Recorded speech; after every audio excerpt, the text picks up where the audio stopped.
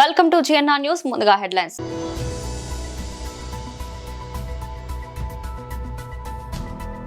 తెలంగాణ భవన్లో బీఆర్ఎస్ నాయకుల press meet.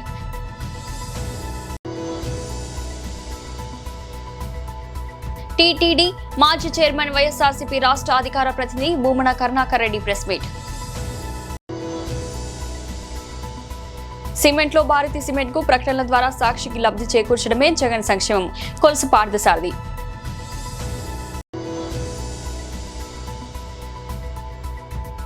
Vijay Trisha వివాదంపై బాలీవుడ్ డైరెక్టర్ విక్రమ్ భట్ కీలక వ్యాఖ్యలు. తెలంగాణ భవన్లో బీఆర్ఎస్ నాయకుల ప్రెస్ మీట్. గవర్నమెంట్ ఉద్యోగాలు రిక్రూట్ చేసుకున్నాం. కాంట్రాక్ట్ ఉద్యోగులకు కూడా మనం జీతభత్యాలు ఇచ్చుకున్నాం, పిఆర్సీ ఇచ్చుకున్నాం, అత్యధిక జీతభత్యాలు ఇచ్చుకున్నాం. మరి ఇవాళ చూస్తే 2 లక్షల ఉద్యోగాలు లేవు. నీళ్ళు ఇవాళ కృష్ణానదికి మన వాటా, కృష్ణానది దాదాపు 70-80 టీఎంసీల రిజర్వాయర్లు కట్టుకున్నాం, కానీ పంపులు పెట్టుకుని ఆన్ చేసే పరిస్థితి లేదు, కాలువలు దోక్కునే పరిస్థితి లేదు. కృష్ణానది మీద మన ఆధిపత్యం పోతూ ఉంది. నదీ జలాలు మొత్తం కూడా కాళేశ్వరం పిల్లలు పోతే దాన్ని రిపేర్ చేయకుండా నిర్లక్ష్యం చేస్తూ ఉన్నారు.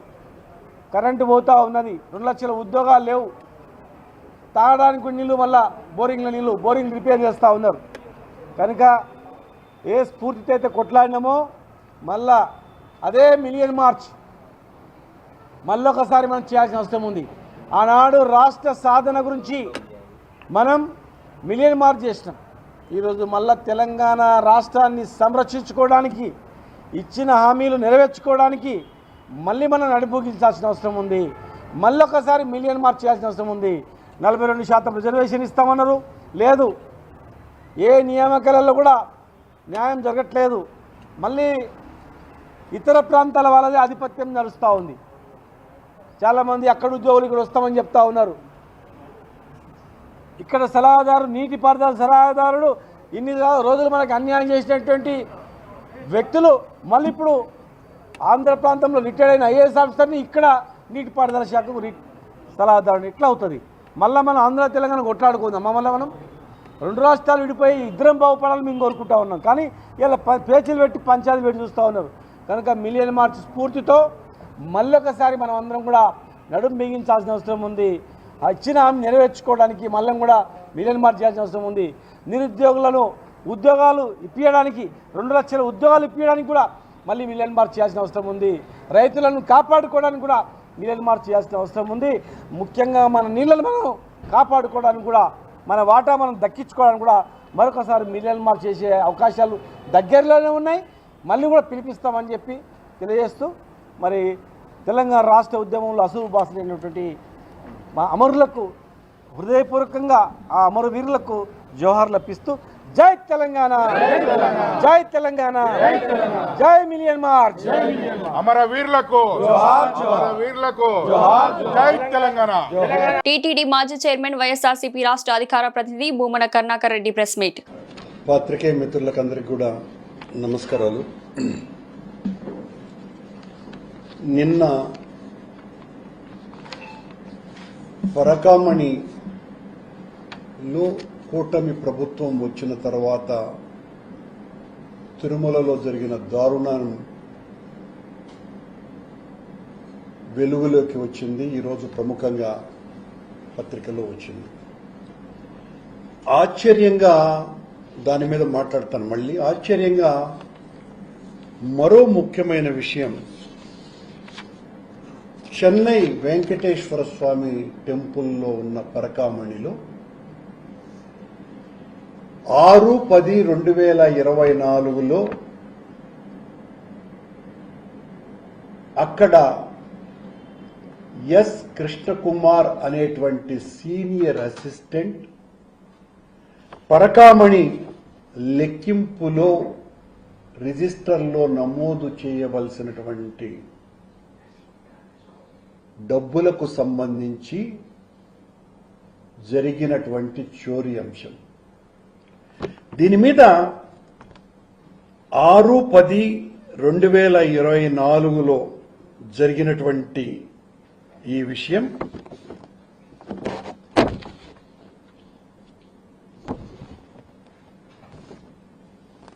2/12/24లో దాన్ని హ్యాండ్ ఓవర్ చేశారు. ఏం జరిగింది అన్నటువంటి విషయం 6/10కి 2/10కి రిజిస్టర్లో నమోదు చేశారు తిరుమలకు వచ్చి ఆ కృష్ణకుమార్. ఇందులో అతను చేసినటువంటి తప్పుకు సంబంధించిన ఎఫ్ఐఆర్ నమోదయ్యింది 14/3/2025 సంఘటన జరిగింది 6/10/24. అతను చేసినటువంటి నేరం ఏంటిరా అంటే దానికి సంబంధించిన విజిలెన్స్ రిపోర్ట్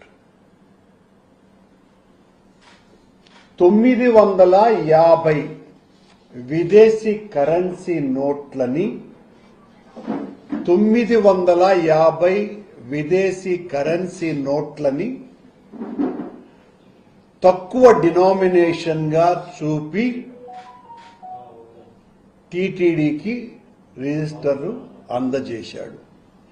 ఈ ఎఫ్ఐఆర్ లో ఎక్కడ నమోదు చేయబడ్డటువంటి ఈ ఎఫ్ఐఆర్ లో ఆ 950 ఫారిన్ నోట్ల యొక్క డినామినేషన్స్ ఏంటి అన్నది ఏమాత్రము కూడా తెలపకపోవటం ఆశ్చర్యకరమైనటువంటి విషయం. ఈ 950 ఫారిన్ నోట్లు మా దృష్టికి వచ్చింది. సిమెంట్ లో భారతీయ సిమెంట్ కు ప్రకటనల ద్వారా సాక్షికి లబ్ధి చేకూర్చడమే జగన్ సంక్షేమం. కొలుసు పార్థసారథి. అందరికీ నమస్కారం. మనం దైనందిన జీవితంలో ప్రత్యేకంగా గ్రామాల్లో కొంతమందిని చూస్తూ ఉంటాం. ఒకళ్ళు తెల్ల బట్టలు వేసుకుని సెంటు కొట్టుకుని కారులో వెళ్ళి ఎవరినైనా అప్పు అడిగితే ఒక కప్పు కాఫీ ఇచ్చి అరే లేవు బాబు నా దగ్గర ఇంకా పంటలు డబ్బు రాలేదు అని చెప్పి ఏదో ఒకటి చెప్పి పంపించేస్తారు. వెంటనే ఒక సామాన్యుడు అదే పెద్ద మనిషి దగ్గరికి వెళ్ళి ఇంతకుముందు తెల్ల బట్టలు వేసుకున్న వ్యక్తి అడిగినంత సొమ్మే అడిగితే వెంటనే తీసుకొచ్చి ఆ సామాన్యుడికి ఇస్తారు అప్పుకి. అంటే ఏంటంటే తెల్ల బట్టలు వేసుకుని గొప్పోడిలాగా కనిపిస్తానికి ప్రయత్నం చేసేవాడేంటో, సామాన్య జీవితం గడుపుతూ ఉండే ఒక మంచి వ్యక్తి యొక్క పరిస్థితి ఏమిటో ప్రజలందరికీ కూడా అర్థమవుతుంది. వైఎస్ఆర్ కాంగ్రెస్ పార్టీ ఆర్థిక పరిస్థితికి, తెలుగుదేశం పార్టీ ఆర్థిక పరిస్థితికి, ఈ పార్టీల ప్రభుత్వాల విశ్వసనీయతకి అంత తేడా ఉందని చెప్పేసి నేను మనవి చేస్తా ఉన్నాను ప్రజలందరికీ కూడా. ఈరోజు అసెంబ్లీ సమావేశాలను ఎగ్గొట్టి రాజ్యాంగపరంగా ఒక రాజకీయ పక్షానికి ఉన్న అవకాశాలన్నింటినీ కూడా గాలికి వదిలేసి తమకు ఓట్లు వేసిన లక్షలాది మంది ప్రజల సమస్యల్ని గాలికి వదిలేసి 4 గోడల మధ్య నా పేపర్ నా టీవీ అని చెప్పేసి వైఎస్ఆర్ కాంగ్రెస్ పార్టీ ఈ ప్రభుత్వం మీద బురద జల్లటానికి ప్రయత్నం చేస్తుందని చెప్పేసి మనం చేస్తా ఉన్నాను. కూటమి పార్టీల నాయకత్వాల మీద, ప్రత్యేకంగా చంద్రబాబు నాయుడు గారి నాయకత్వం మీద గొప్ప నమ్మకంతో, విశ్వాసంతో 164 సీట్లు ఆంధ్రప్రదేశ్ ప్రజలు అప్పచెప్తే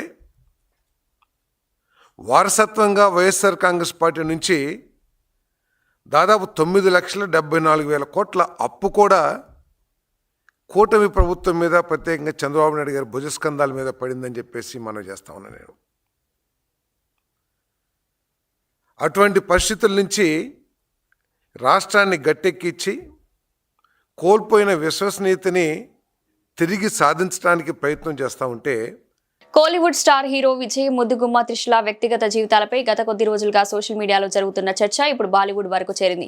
ఇటీవల ఒక వివాహ వేడుకలో వీరిద్దరు కలిసి కనిపించడంతో వీరి మధ్య ఏదో ఉందంటూ జరుగుతున్న ప్రచారానికి మరింత బలం వచ్చింది. దీనికి తోడు తాజాగా దర్శకుడు నటుడు పార్థిబన్ చేసిన కొన్ని వ్యాఖ్యలతో వివాదం మరింత ముదిరింది. ఈ నేపథ్యంలో ప్రముఖ బాలీవుడ్ దర్శకుడు విక్రమ్ భట్ సోషల్ మీడియా వేదికగా స్పందిస్తూ నెటిజన్లకు విమర్శలకు ఒక కీలక సూచన చేశారు.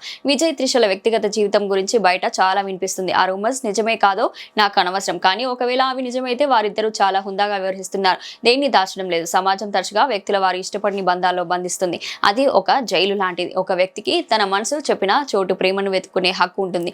నటీనటుల సినిమాలు మాత్రమే మనకు సొంతం, వారి వ్యక్తిగత జీవితాలు కాదు.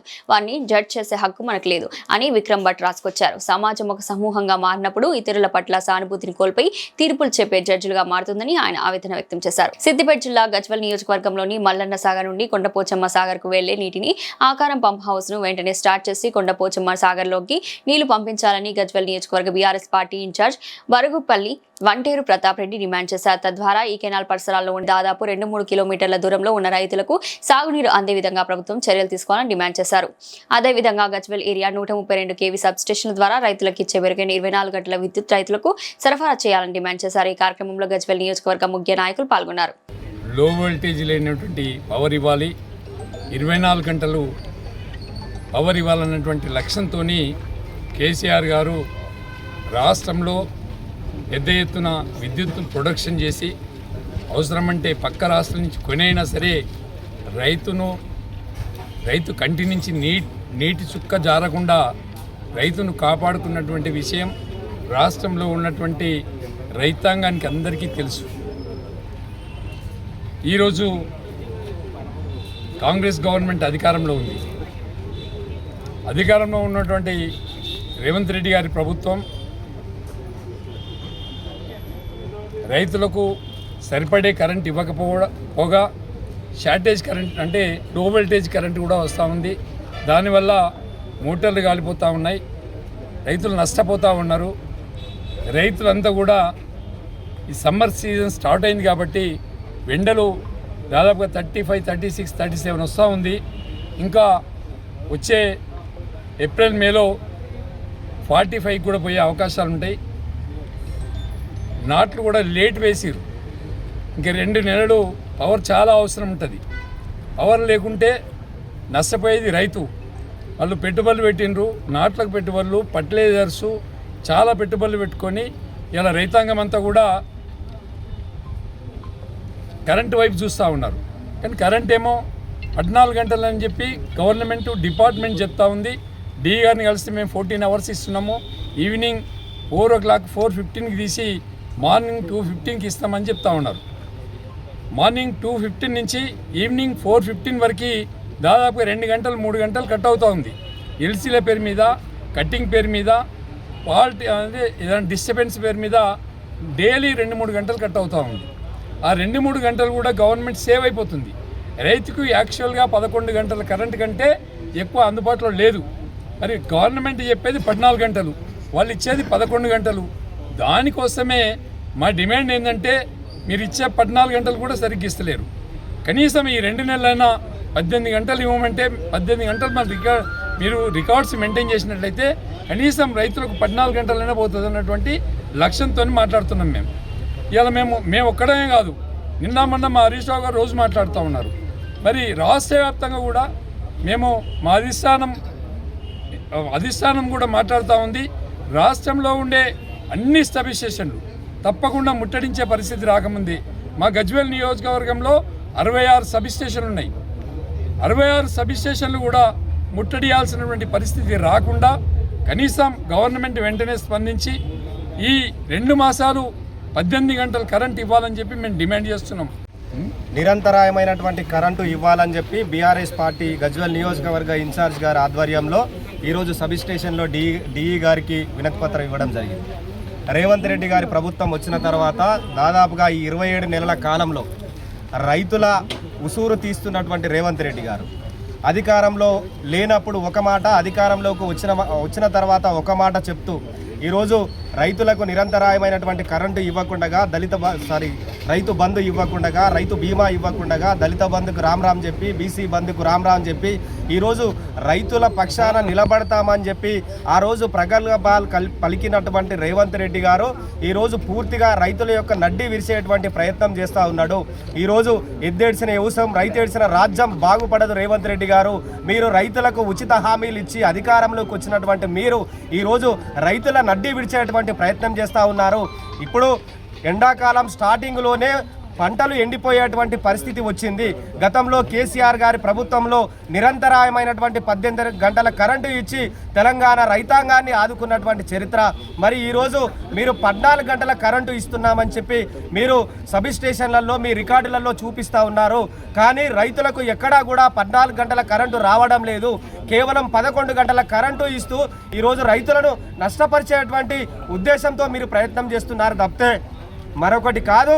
గతంలో కేసీఆర్ గారు తెలంగాణ రాష్ట్రంలో రాకముందుకు కరెంటు రాదు, కరెంటు తెలంగాణ రాష్ట్రం వస్తే వైల్ర మీద బట్టలు ఎండేసుకున్నటువంటి పరిస్థితి వస్తుందని చెప్పినటువంటి కాకినాడ జిల్లా కిర్లంపూడి మండలంలోని వీరవరం గ్రామంలో శ్రీ శ్రీ వనదుర్గ అమ్మవారు 9వ వార్షికోత్సవాన్ని జేజేలు గురువు ఆధ్వర్యంలో ఆలయ కమిటీ సభ్యులు భక్తి శ్రద్ధలతో ఘనంగా నిర్వహించి భారీ అన్నదాన కార్యక్రమాన్ని చేపట్టారు. ఈ సందర్భంగా సోమవారం అధిక సంఖ్యలో భక్తులు విచ్చేసి అమ్మవారికి భక్తి శ్రద్ధలతో ప్రత్యేక పూజలు, అభిషేకాలు చేశారు. వీరవరం గ్రామంతో పాటు చుట్టుపక్కల గ్రామాల నుంచి అధిక సంఖ్యలో భక్తులు ఆలయానికి చేరుకుని అమ్మవారిని దర్శించుకుని ప్రత్యేక పూజల్లో పాల్గొని అమ్మవారి అన్నప్రసాదం స్వీకరించారు. ఈ సందర్భంగా జేజేలు గురువు మాట్లాడుతూ కోరిన కోరికలు తీర్చే మహిమ కలిగిన వనదుర్గ అమ్మవారు కర్ణకటాక్షాలు భక్తులందరిపై ఉండాలని కోరారు.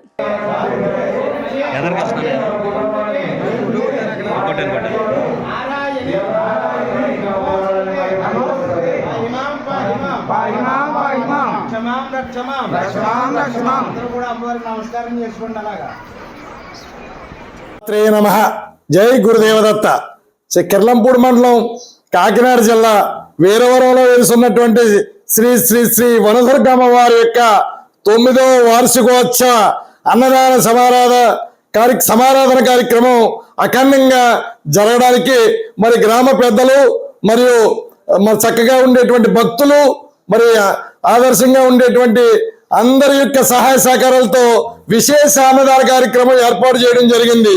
అమ్మవారికి శుక్లద వేద పండితులైనటువంటి సూర్యదత్త శర్మ గారు, మోహనదత్త శర్మ గారు వేద పండితులచే మరి గర్భగుడి పురోహితులిద్దరు కూడా ఉదయం అమ్మవారిని విశేష అభ్యంగన స్థానం మరియు అమ్మవారిని అలంకారం, విశేష అలంకారాలతో విశేష అన్నదాన కార్యక్రమాన్ని ఏర్పాటు చేయడం జరిగింది.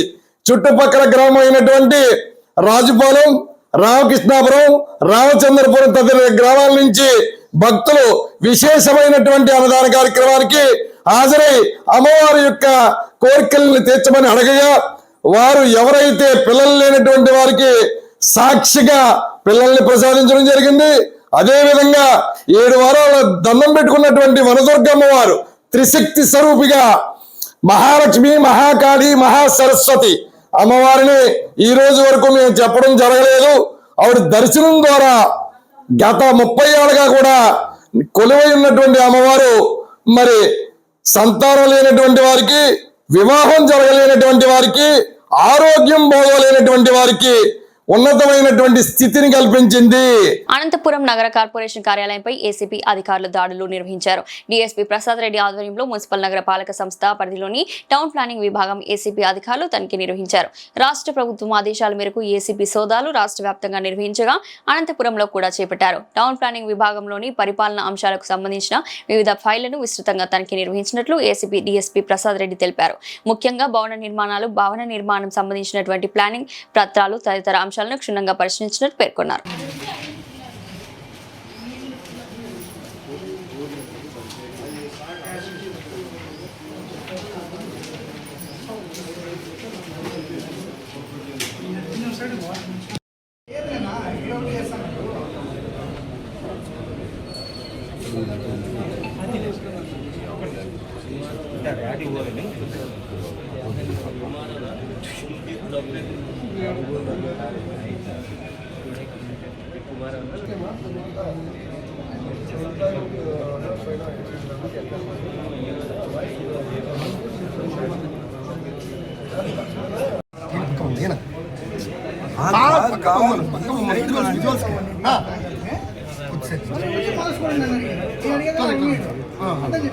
ఏపీకి రాబడినటువంటి కంప్లైంట్స్ మేరకు ఈరోజు అనంతపురం మున్సిపల్ కార్పొరేషన్లో టౌన్ ప్లానింగ్ విభాగంపై ఆకస్మిక తనిఖీలు చేస్తున్నాము. ఇక్కడ టౌన్ ప్లానింగ్ సెక్షన్ల విభాగంలో ఈ బిల్డింగ్ అప్రూవల్స్లో, తర్వాత రెసిడెన్షియల్ కానీ కమర్షియల్ కానీ వాళ్ళు ఇచ్చిన అప్రూవల్స్లో కొన్ని మనకు అక్రమాలు జరిగాయని చెప్పేసి మనకు కంప్లైంట్స్ రావడం జరిగింది. అందులో భాగంగానే మనం ఈరోజు తనిఖీలు చేస్తున్నాము. తనిఖీల్లో కొన్ని మనము బిల్డింగ్స్ పరిశీలిస్తున్నాము. కొన్ని అక్కడక్కడ డీవియేషన్స్ కనపడుతున్నాయి. సెర్చెస్ ఇంకా కొనసాగుతూ ఉన్నాయి. ఇది ఇంకా లేట్ కావచ్చు. దీనికి సంబంధించిన పూర్తి డీటెయిల్స్ వచ్చిన తర్వాత మీకు అన్ని వివరంగా మళ్ళీ ఎక్స్ప్లెయిన్ చేయడం జరుగుతుంది. బిల్డింగ్ సంబంధించిన ప్లాన్స్, డీవియేషన్స్ అంటే వాళ్ళు దాంట్లో ఏమేమైతే ప్లాన్ అప్రూవల్ ఉందో అప్రూవల్ ప్రకారం కట్టారా లేదా, డీవియేషన్స్ ఏమన్నా వెరిఫై చేస్తున్నాము. అవన్నీ వెరిఫై చేయడానికి టైం పడుతుంది. అక్కడ ఉన్నటువంటి అధికారులను గుర్తుపెట్టుకొని వాళ్ళ సిస్టమ్స్ నుంచి లాగిన్స్ నుంచి అన్ని ఓపెన్ చేసి వెరిఫై చేస్తాం. ఇప్పటి వరకు ఇంకా ఒక 4-5 బిల్డింగ్స్ వెరిఫై చేసాము. ఇంకా చేయవలసింది ఉంది, చాలా ఉన్నాయి, టైం పడుతుంది. దాంట్లో ఏమన్నా లోక. Thank you. అనంతపురం జిల్లాలో చాలామంది అధికారులు కూడా ప్రభుత్వ ఉద్యోగులు వాళ్ళు చేయవలసినటువంటి పనులకు పబ్లిక్ నుంచి డబ్బులు డిమాండ్ చేస్తున్నారని కూడా మనకు తెలుస్తూ ఉంది. కొన్ని కంప్లైంట్స్ వస్తున్నాయి. తర్వాత మీ నోటీస్కి ఎవరైనా అట్లా బాధితులు వస్తే కూడా మా దగ్గరికి పంపండి. టోల్ ఫ్రీ నెంబర్ ఒకటి ఉంది 1064. దానికి ఫిర్యాదు చేసినా కూడా మేము ఖచ్చితంగా చర్యలు తీసుకుంటాం. మీడియా ద్వారా కూడా మీరు 1064 టోల్ ఫ్రీ నెంబర్ని దాన్ని కూడా పబ్లిక్ డొమైన్లోకి ప్రచారం చేయండి. 1064కు కంప్లైంట్ ఇచ్చినా కూడా మేము చర్యలు తీసుకుంటాం. బులెటిన్ ముగించే ముందు హెడ్లైన్స్ మరోసారి.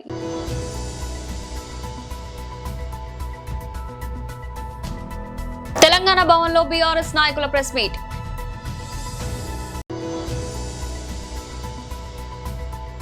టీటీడీ మాజీ చైర్మన్ వైఎస్ఆర్సీపీ రాష్ట్ర అధికార ప్రతినిధి భూమన కరుణాకర్ రెడ్డి ప్రెస్ మీట్. సిమెంట్లో భారతీ సిమెంట్ కు ప్రకటనల ద్వారా సాక్షికి లబ్ధి చేకూర్చడమే జగన్ సంక్షేమం, కొలుసు పార్థసారథి.